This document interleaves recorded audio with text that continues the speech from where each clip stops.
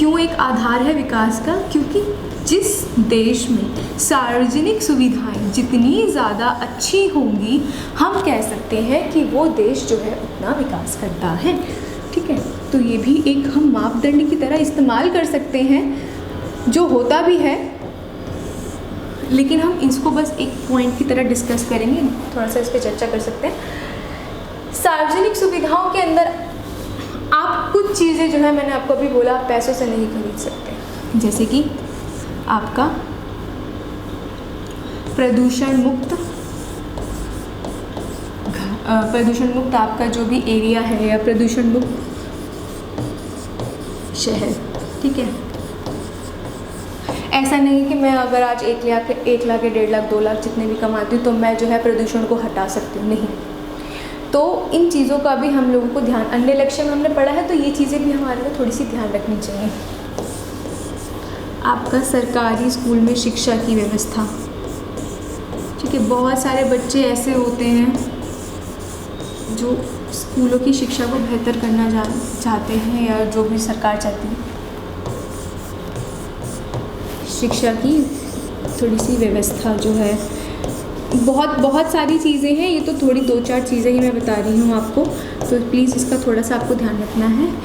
प्रदूषण मुक्त शहर हो गया, सरकारी स्कूल में शिक्षा होगी, आपका स्वास्थ्य संबंधी very very very very important, बहुत ज़्यादा।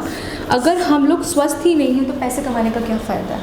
आपके आधे से ज़्यादा पैसे तो कहाँ चले जाएंगे? दवाइयाँ खाने में, है ना। बचाओगे क्या? विकास क्या करोगे? कैसे अपने आप को डेवलप करोगे? कैसे अपने लिए चीज़ें आगे करोगे? स्वास्थ्य सुविधाएं बहुत ज़्यादा इंपॉर्टेंट होती हैं, ये बहुत इंपॉर्टेंट पॉइंट है, ये अच्छा है, ये मैंने यहाँ पे डिस्कस किया है। ठीक है, और भी बहुत सारे हैं, लेकिन ये मैं सार्वजनिक सुविधाओं का सिर्फ एक छोटा सा पॉइंट डिस्कस करने वाली थी, इसलिए मैंने आपको ये 3 चीज़ें मैंने आपको बताई है। इस चीज़ का आपको थोड़ा सा ध्यान रखना है। ठीक है, अच्छा, अब एक एग्जाम्पल लेते हैं थोड़ा सा। ठीक है, मैं भी लिख के बोर हो गई, आप भी देख के बोर हो गए। चलो आज एक एग्जाम्पल लेते हैं।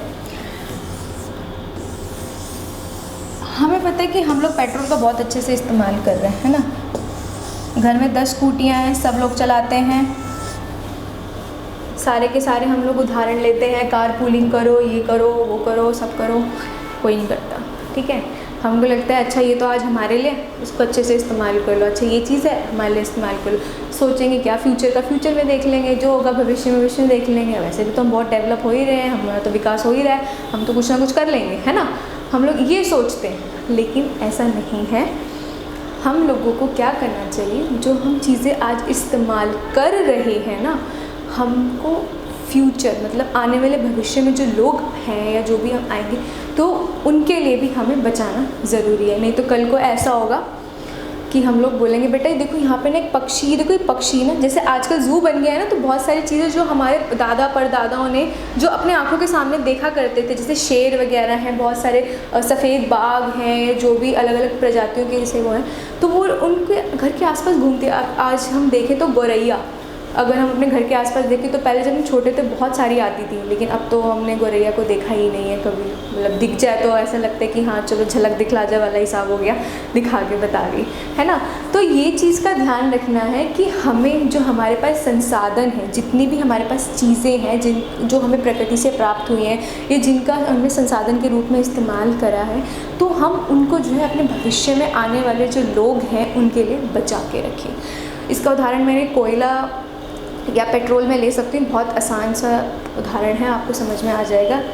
हमें ये पता है कि 2030 तक या ज़्यादा 2050 तक जो है कोयला रहेगा, उसके बाद आपके पास कोयला या पेट्रोल जो है वो बिल्कुल ख़त्म हो जाएगा। क्यों? क्योंकि ये अनवीकरणीय संसाधन है, इनको बनने में करोड़ साल लगते हैं। ठीक है, तो अब हम क्या कर रहे हैं, अभी जो साइंटिस्ट वगैरह हैं ये ना अलग अलग चीज़ें ढूंढ रहे हैं उस चीज़ का ना कि वो उसको बदल के दूसरी जगह पे इसको इस्तेमाल कर सकें, ढूंढ रहे हैं। लेकिन हमें ये पता है कि जब अगर हमें आगे भी इसी तरीके से विकास करना है, विकास का मतलब ये नहीं होता अच्छा भाई आज मैंने करा तो मैं ही करता रहूँगा, ठीक है, और दूसरे का मुझसे फ़र्क नहीं पड़ता। नहीं, जब हम राष्ट्रीय विकास की और जब हम विश्व स्तर पर विकास की बात करते हैं तो उसमें हम सब चीज़ों को जो है देखते हैं। ठीक है, तो अगला जो टॉपिक है हमारा वो यही है विकास की धारणता। ये बहुत इंपॉर्टेंट टॉपिक है, इसमें से क्वेश्चन ज़रूर आता है, प्लीज़ इसको आप थोड़ा सा ध्यान से देखेंगे, ठीक है।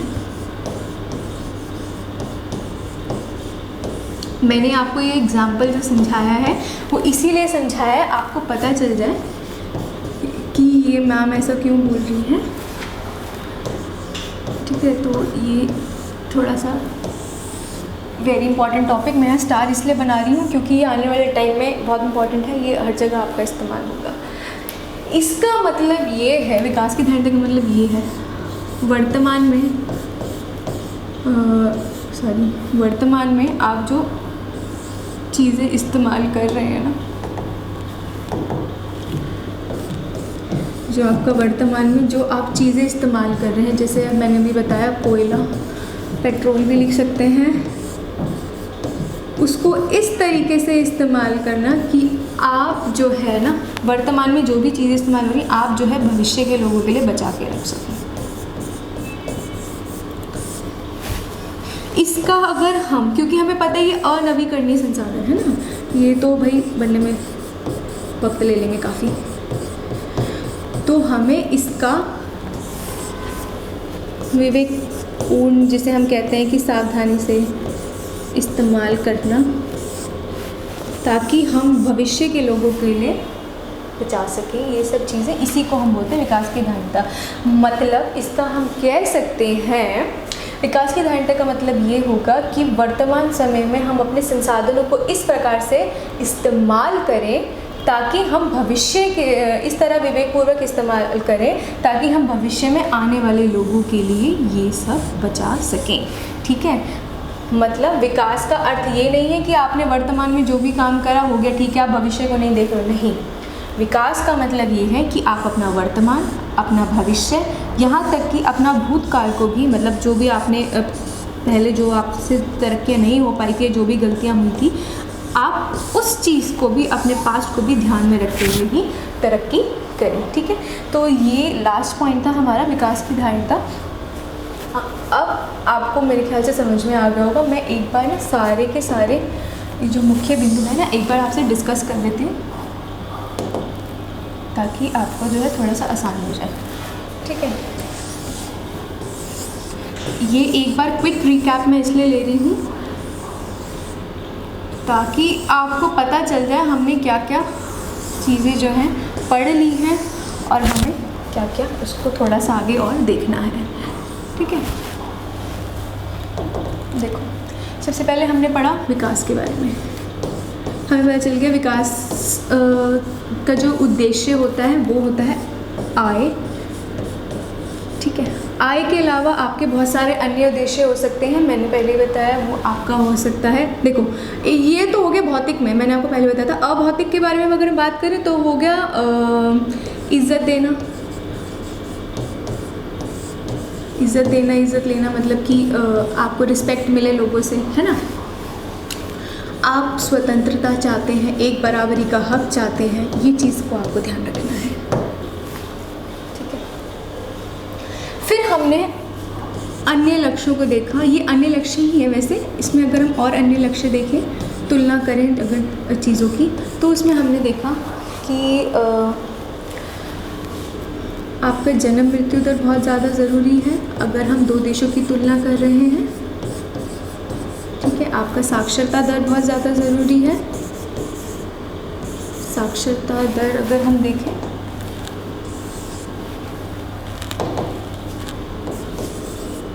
ये आपका साक्षरता दर, ठीक है। उसके बाद आपके लिए ज़रूरी है क्या, जन्म हो गया, मृत्यु दर हो गया, आपकी विद्यालय में उपस्थिति, जिसे हम कहते हैं कि बच्चे जो हैं, क्योंकि बच्चे ही हमारा भविष्य है आने वाला, विद्यालय में उपस्थिति कितनी है बच्चों की, ये थोड़ा सा ध्यान रखने की बातें हैं। इसको अगर हम काट के लिखते, विद्यालय में उपस्थिति भी लिख सकते हैं बच्चों की, ठीक है। ये हो गया हमारा अन्य लक्ष्य। फिर हमने राष्ट्रीय विकास को पढ़ा, ठीक है। मैं आपको ये थोड़ा सा फ्लो चार्ट में इसे समझा रही हूँ ताकि आपको थोड़ी सी आसानी हो जाए। ये राष्ट्रीय विकास में हम लोगों ने इसलिए पढ़ा, क्या पढ़ा, हमने पढ़ा प्रति व्यक्ति आय, है ना।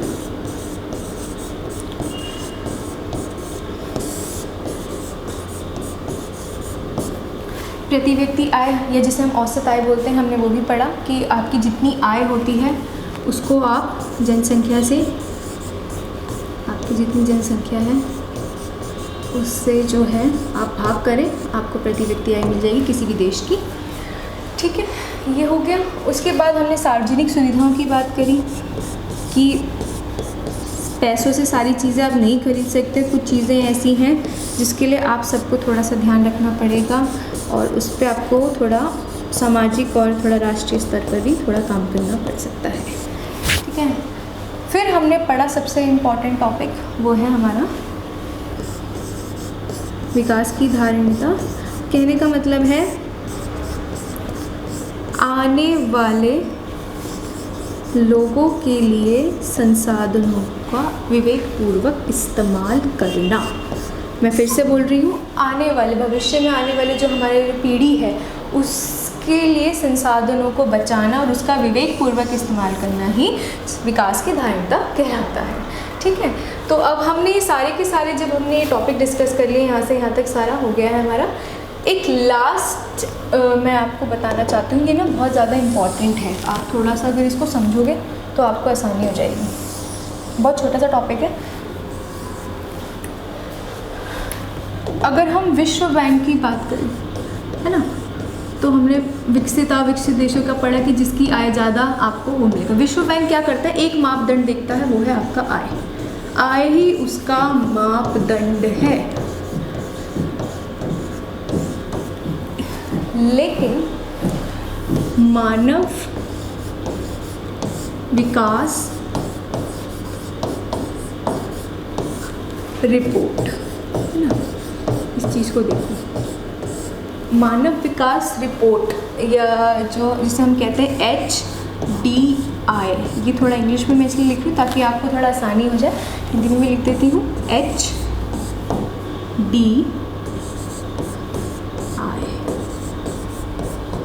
ये क्या कहती है, ये कहती है ठीक है, हम मान के चलते हैं आय जो है एक मापदंड है, ठीक है, लेकिन एक ये क्या करती है, ये क्या कहती है कि अगर आपको जो है मापदंड जो है सिर्फ खाली आय को नहीं लेंगे, हम लेंगे, ठीक है, एक साक्षरता दर हो गया, प्रति व्यक्ति आय हो गया, और एक हो गया हमारा स्वास्थ्य स्थिति। ठीक है, ये तीन चीज़ों के आधार पर ये जो है देश को जो है ना क्या करता है, जो बहुत सारे देश हैं ना, देशों को ऐसे नहीं कहता कि आप विकसित हो अविकसित हो आप कुछ नहीं, ये देशों को रैंक देता है। ठीक है, क्या देता है, रैंक देता है, मतलब वर्गीकृत नहीं करता, रैंक वगैरह देके, जैसे हमारे एग्ज़ाम्स में एंट्रेंस एग्ज़ाम में जो हमें रैंक आती है, तो ये देशों जो कंट्रीज़ हैं, जो देश हैं, उनको रैंक देता है। ठीक है, ये थोड़ा सा इम्पॉर्टेंट टॉपिक हम कह भी सकते हैं, नहीं भी कह सकते, लेकिन मैंने आपके साथ डिस्कस इसलिए करा है क्योंकि ये वहाँ पर बुक में दे रखा है। तो एक चीज़ ध्यान रखनी है कि मानव विकास रिपोर्ट के अनुसार HDI क्या करती है, वो कहती है कि आय ठीक है, लेकिन आपका साक्षरता दर और आपका स्वास्थ्य स्थिति जो है ये भी बहुत ज़्यादा जो है ज़रूरी है, और फिर उसको हम 3 से भाग कर देते हैं। तो जिसकी जितनी ज़्यादा ये आती है, मानव रिपोर्ट आती है, तो हम कहते हैं कि वो देश उतना जो है वो अच्छा है। ठीक है, विकास मतलब वो उतना ज़्यादा अच्छा कर रहा है। ठीक है, सो ये आज के लिए सारा था। आई होप आपको पसंद आया हो। Thank you.